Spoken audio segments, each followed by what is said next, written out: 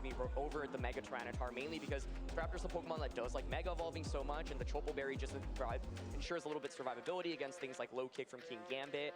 You've also got Whimsicott and Farigiraf. Now, this is a duel that won the World Championships in 2024, but in a much higher power format overall, of course, paired with Miraidon. And, of course, you've got the Nasty Plot on the Farigiraf. The Whimsicott here doesn't have Protect, which it normally runs, but the ability to switch in Farigiraf to block a Fake Out allows you to flex and have a fourth move on the Whimsicott. And then we've got Excadrill with Expert Belt here as well without Rock Slide. You know, this is a little bit different from the traditional Excadrills that you will see. And I think overall what's interesting is that there is only one Mega Evolution on this team. A lot of the top teams in the format make you pick between, you know, 1 or 2 Megas, or you maybe even bring both Megas into a game. But Wolfe says, I'm going to bet it all on Staraptor here, and I've got so many pieces to support it as well as possible. Trick Room on the Farigiraf, speed control in the form of Tailwind here on this Whimsicott, and you do have the ability to come in with Tyranitar, but you do have to be a little bit careful since you don't have that Mega Evolution. You've got one shot to set up the stand on Tyranitar and keep it if you really do want those extra boosts to your special defense.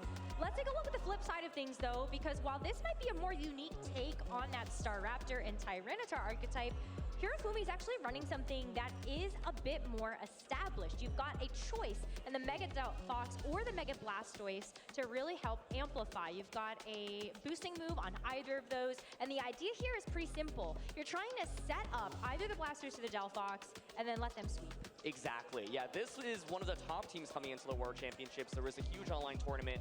Nearly 1,500 people participated in it. This team won. This team also reached rank #1 on the ladder, built by a Japanese player a couple of weeks ago. And so it continues to be a huge part of the metagame. And Rose, what makes it so scary is that there's 9 different lead combos that feel good. Incineroar plus any of Blastoise, Delphox, or King Gambit. Sneasler plus any of those. Or Sinistcha plus any of those, right? And you have to respect all of the different Pokemon that can set up and often just run away with the game. And so what makes it also difficult then, if you're using it, is, well, which one do you pick, right? King Gambit often kind of feels like a hidden Mega Evolution in that you can actually lead it and just try to start sweeping with it immediately. I think Delphox naturally is a Pokemon that feels strong into Staraptor on Wolfe's team in particular, but you can see Hirofumi leaning into Blastoise or Delphox or even King Gambit as the lead. I think Incineroar, a really valuable Pokemon for him to potentially lead, get that immediate Intimidate off into Staraptor. It's one of the ways that you can neutralize Staraptor's damage output, because of course, if you bring Incineroar and Staraptor's already Mega Evolved, well, it feels really bad. So normally you might want to lead Incineroar to try to catch that Staraptor, drop its attack immediately, and if Wolfe wants to respond, you can try to find ways to beat that Incineroar as quickly as possible, right? And so if you don't want to, get intimidated by Staraptor, things like Tyranitar and Golden Go can actually offer a lot of damage output, especially with Power Gem on the Golden Go, which is not the move you see super frequently. And the Sneasler here also has Quick Guard, which of course is a fun move that can help out against priority moves. Let's get into it, everybody. Game #1 of the first round of the 2026 World Championships is ready. And so let's see what Wolfe and Hirofumi are going to start things out with. For Hirofumi, it is going to be the Blastoise and Incineroar, but for Wolfe, it is the Staraptor and Farigiraf. Yeah, so what's really interesting about this matchup for Wolfe, I think, is that at any given point you can switch in Whimsicott, right? You also have Farigiraf to block that Fake Out, which is such a big tool on Hirofumi's team, right? Normally what Hirofumi's team wants to do is cycle these Fake Outs, get set up, but immediately, well, the Blastoise can't get set up that easily, right? You can't Fake Out with Incineroar, so you could always go for a close combat onto that slot. Farigiraf here could potentially Nasty Plot to get Thunderbolt as well. And one thing that's really scary, I think, for Hirofumi is that Wolfe can switch in Whimsicott at any point. That Whimsicott then can go for example, Encore if you try to set up with your Pokemon. You could even go for a Side Charm onto the Staraptor as well. So big question is, on turn 1, what does Hirofumi want to do? You do have something like Helping Hand on Incineroar and Dark Pulse. You just try to get a bunch of damage off. And it is going to be Farigiraf switching, so is it that Whimsicott? It is going to be. And so Whimsicott comes in. I'm going to be able to help to take some of these attacks a little bit more effectively on that Incineroar. That's going to be the only Pokemon that's really going to threaten for some pretty big damage with something like that Flare Blitz. But is that something that you really want to try to lock into that Farigiraf that was just on the other side? What we do have, though, is Mega Evolution time for both the Staraptor and the Blastoise. So they're both ready to put up a good fight on this first turn. Close Combat comes out into the Blastoise. That extra HP going to help it out to make sure that it can take that attack effectively as Water Spout now comes out. It's going to be a little bit muted because you did just take a ton of damage from the Staraptor, but it's still going to start to add up to a bit of chip across the board. And the parting shot here. So nice play by Hirofumi. I think there could be tempting to try to target down the Farigiraf aggressively, but manages to get Incineroar out. Water Spout still does okay damage, and of course, crucially breaks Focus Sash. And now Sinistra hits the field, right? So you do get that recovery onto the Blastoise with that Hospitality, and you have to play this guessing game now. While Staraptor clicks close combat, Sinistra can just go for Rage Powder, redirect it away. So of course you could go for Brave Bird, but if you're Hirofumi, you could also make a call and say, you know what, I'm actually going to protect in front of your Brave Bird. And so Brave Birding the Blastoise is probably like the most guaranteed damage here. And this is the awkward thing about Blastoise, which is after that special defense boost on the Staraptor, your water spells aren't doing that much damage. So I think, you know, pretty okay trade for both players on turn 1, but I think Wolfe's still in a really favorable position, mainly because of the offensive threat of this Staraptor. And the Whimsicott, of course, can go for a charm onto it as well. There is an added benefit of the Sinistra coming back in with the Hospitality. You're going to get a little bit of healing back onto the Blastoise, so those Water Spouts will be a little more effective as long as you don't take more damage on this turn. But that Rage Powder is going to be what comes out. Whimsicott is a Grass type though, so that Move Blast will not be redirected, and so Blastoise takes damage anyway. A great cover play here from Wolfe to get the Move Blast into the Blastoise to reduce Water Spout damage, and also still angled that Brave Bird so that you had guaranteed damage into the Sinistra. Water Spouts, though, I mean, we're starting to look at the 30% mark here for both the Whimsicott and the Staraptor. Yeah, I think one thing that's really crucial about the Staraptor on Wolfe's team is that there's no roost, right? And so actually every little bit of damage that lands on it will be permanent. And so I think Hirofumi's probably pretty happy about that trade at the end of the day. You're able to actually get a good amount onto the Staraptor, keep weakening Wolfe's Pokemon. And one of the tricky things about Staraptor, I think, is that you actually take a lot of recoil damage from Brave Bird. So that Brave Bird damage does add up. And because of that parting shot on turn 1, Moonblast doesn't do that much, right? So this turn I actually think is a pretty crucial turn, because if you're Hirofumi, one thing you can consider is potentially switching the Sinistra out and getting it back in for more healing later on. Or you could say, you know what, I am just going to go for the safe Rage Powder and Water Spout once more. But I think Hirofumi's actually done a pretty good job of distributing damage so far, and Staraptor has maybe not gotten as much as you would want normally from it. We're going to see the Sinistra switch out to preserve that Hospitality for later, as you are saying. It's going to the King Gambit that comes in instead. This is a little risky, but it would be diabolical for Wolfe to actually throw a close combat into a Ghost type. So it is going to be the Move Blast first and the Brave Bird from the Staraptor just to guarantee some damage. My heart was pounding there, Rose. I was like, you called it. What if it actually happens? How diabolical could it be? But the switch indeed does happen. So now, of course, there is Encore pressure from the Whimsicott onto Blastoise. Could try to Encore in to protect. I think if you are Hirofumi, it is still this guessing game of like, can I cycle win my Pokemon safely, right? Because the King Gambit here is going to be Black Glasses. Staraptor has a defense boost, so Sucker Punch should not get the knockout onto it. And if you're Hirofumi, I think what you probably want to do is get that Sinistra to protect either of these Pokemon. But let's say you switch Blastoise out into Sinistra, then you're still vulnerable to just eating up a close combat on that slot. Or maybe Wolfe reads it and Brave Birds into Blastoise, which then would knock out the Sinistra. So it's actually, like, I think this is a really, really key turn. It's going to be the King Gambit switching. Do we see an Encore from the Whimsicott? Hey, I mean, that is entirely possible, and that would mean that this Blastoise can't do any damage on this next turn. And that Whimsicott is actually going to go for Charm instead. And so angling that into the Staraptor, Contrary is actually going to make sure that that is an attack boost instead of attack drop. And so the Brave Bird brings this Blastoise down to just a small sliver of HP. And so this Water Spout is going to be nothing more than just a couple of drops of water in the face. Oh, really exhilarating turn there. Yeah, I was kind of expecting Wolfe to go for the self-charm a little bit earlier in this, and so finally does get it off.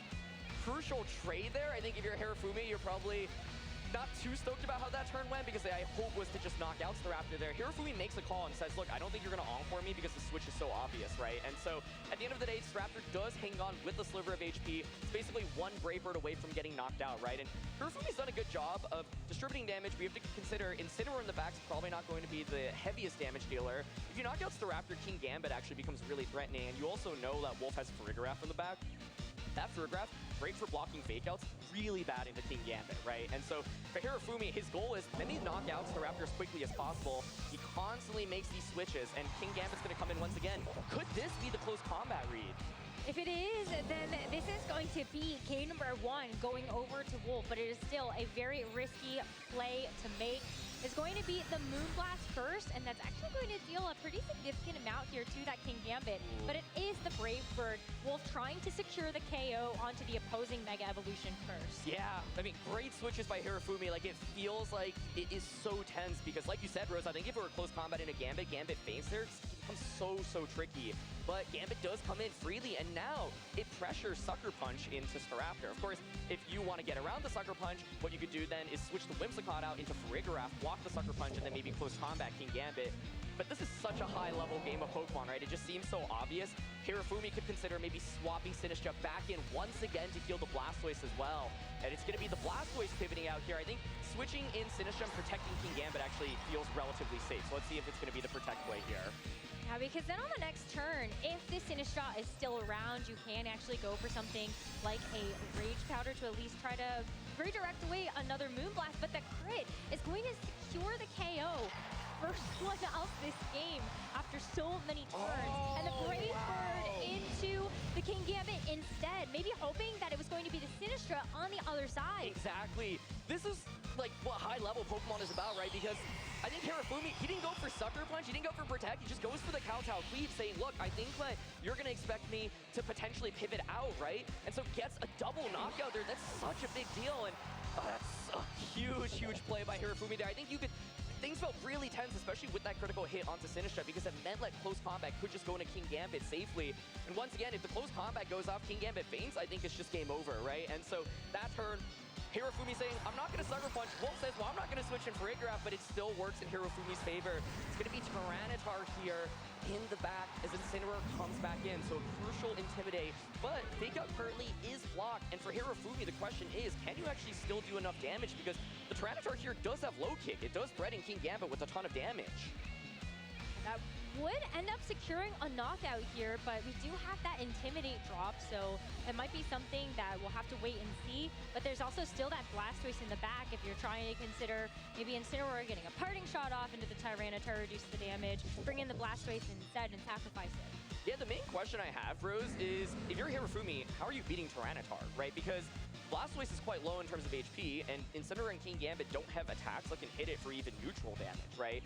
If there was no Farigiraf on the field, I'd say, well, you can just fake out, you can Swords Dance, but right now, I think it's actually still kind of dicey for Hirofumi because of the inability to fake out. So it is going to be the parting shot here. Incineroar actually moving first before Farigiraf or the Tyranitar.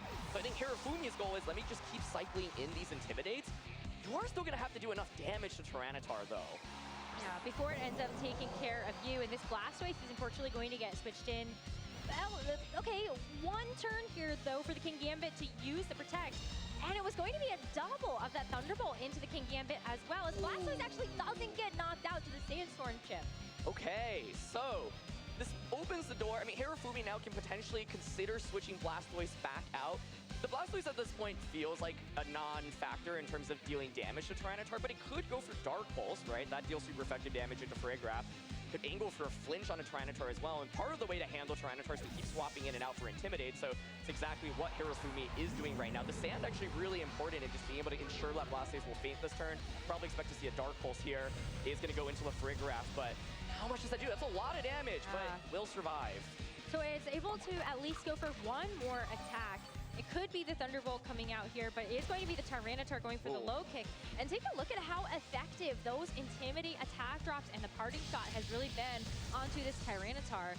And the Thunderbolt as well. I mean, this Incineroar is quite bulky. We do see a paralysis. That might come back to hurt a little bit in the remaining turns of this first game. That's a big deal, right? Because we saw Incineroar was faster than both of these Pokemon initially, and so would have been able to either get another parting shot into Tyranitar or just knock out Farigiraf before they get the chance to move. And so really big paralysis there. For Hirofumi, the question still is, how do you beat Tyranitar? The answer, I think, ideally is you get Swords Dance off, and like you need to knock out Farigiraf first, and then, you know, a Swords Dance like +2 Kowtow Cleave into +2 Sucker Punch. You've got Helping Hand support on the Incineroar as well.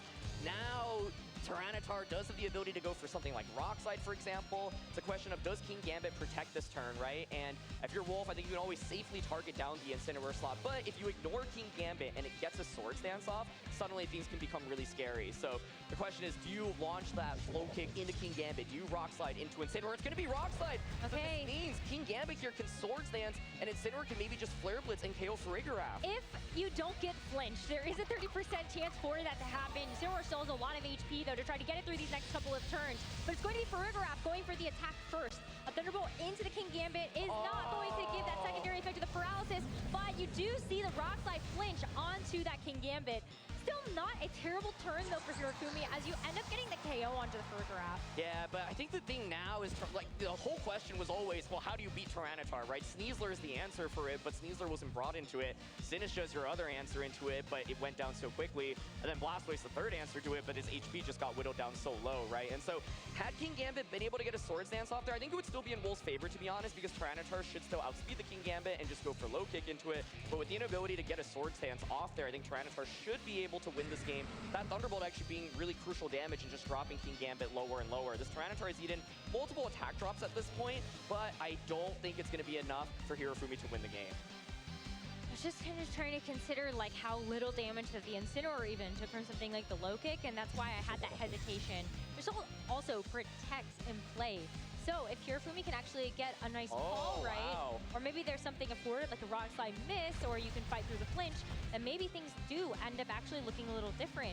Incineroar, though, took a lot of damage that after, and then the rock slide flinch too. Never mind, I spoke too soon. It does look like Incineroar is going to go down to another rock slide on the next turn. Yeah, Wolf making the nice call there, though, right? Hirofumi protects King Gambit. That was an opportunity to potentially Swords Dance up on it. And Wolf saying, look, I think you kind of have to protect here. So just going to be helping hand here to get one last attack off, but with no Swords Dance from that King Gambit earlier, it's just not going to do very much with the Sucker Punch. It's just going to be roughly a quarter of the total HP of this Tyranitar, and the low kick finishes it off.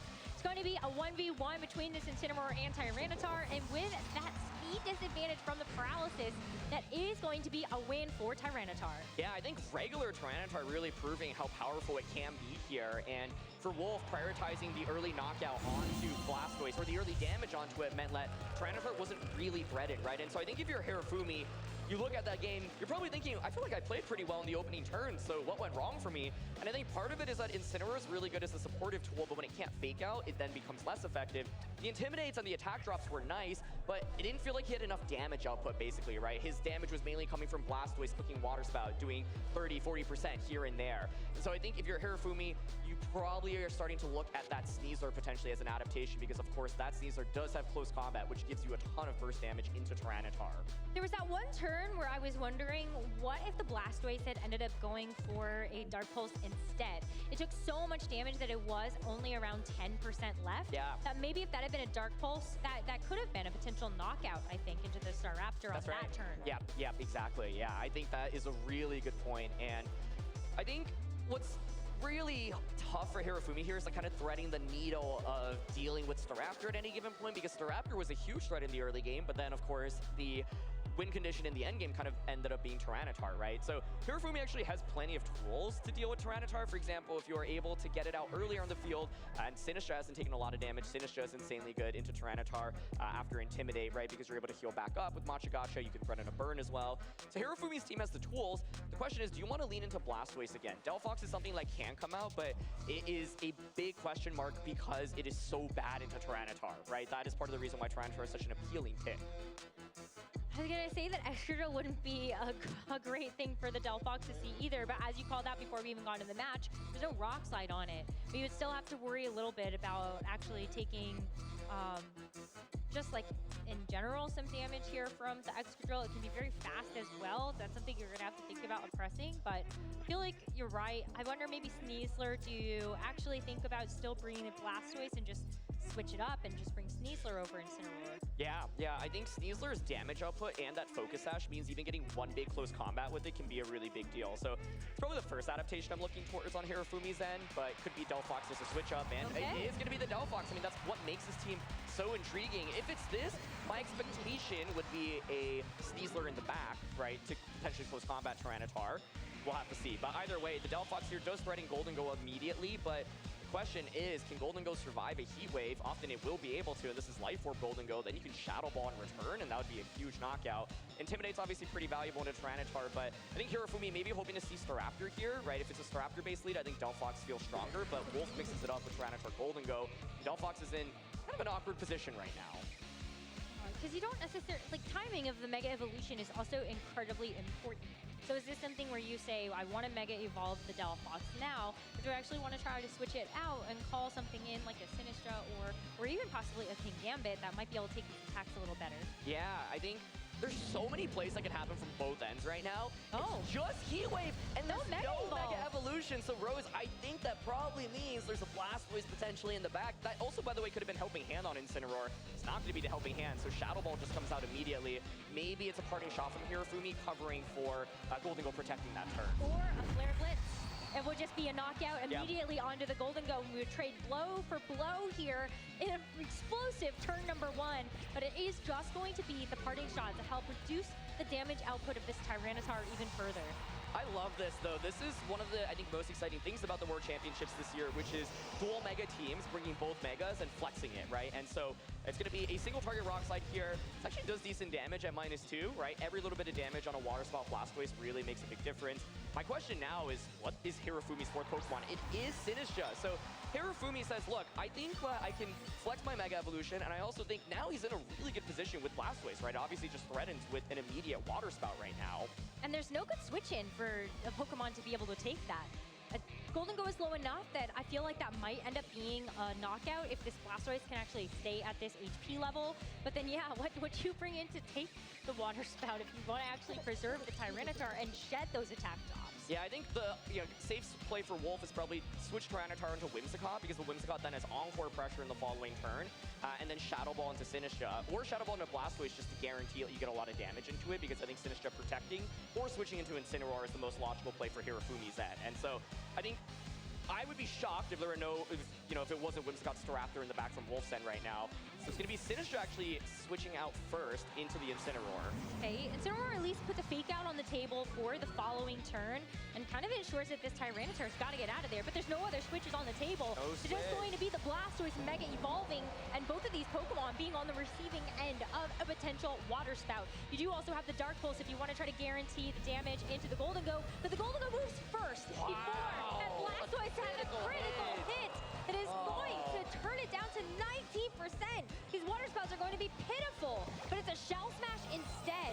That's going to help increase the speed of this Blastoise at an expense of its defense and special defense. Yeah, but I think, it's Rock Slide, but doesn't miss.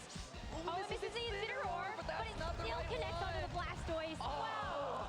Sandchip is going to take it down at the end of the turn. Yeah, that critical hit was huge. I think definitely a lot of things going in Wolf's favor. I don't think he needed it, to be clear, right? Like, I think he made the absolute right play, but I think that's just game over, honestly, on the spot, right? Because Hirofumi's entire gambit here was let me try to get the Blastoise set up and sweep with it, but it does risk, of course, eating up that critical hit. And so Wolf makes the right call there, saying I am going to just Shadow Ball into the Blastoise slot, saying if you switch into Incineroar, I guarantee the damage. And yeah, I think if the crit doesn't happen there, the Blastoise does get set up, and then the following turn, you just switch Incineroar into Sinistcha, heal back up on Water Spout. But now, I just don't think there's enough damage for Hirofumi at this point. I agree with you there. There's not really a great way for the Sinistcha or the Incineroar to hit this Staraptor either, which still has the ability to Mega Evolve. Another KO for Wolfe Glick as the Sinistcha is set packing, and now it's just the Incineroar on an island. Wolfe Glick is about to close up this game 2-0 to take a win in the first round of the World Championships. And it goes to show basically how thin the margins can be sometimes with these setup-based teams, because you often feel like you're going all in on whatever Pokemon you're trying to set up. I really like Hirofumi's call to try the Delphox as a lead here. What's tricky is like going full commitment on turn 1, right? Because it could have just been helping hand Heat Wave, try to knock out Golden Go immediately. Probably be a very different match if that happened. But if you go helping hand Heat Wave, don't Mega Evolve Delphox, well then the Delphox is threatened by Tyranitar, just eating up a ton of damage. Here we go. Wolfe Glick will win his very first game on his return to the world stage against one of the game's best in Hirofumi. Really was an amazing match to watch to kick off our World Championships.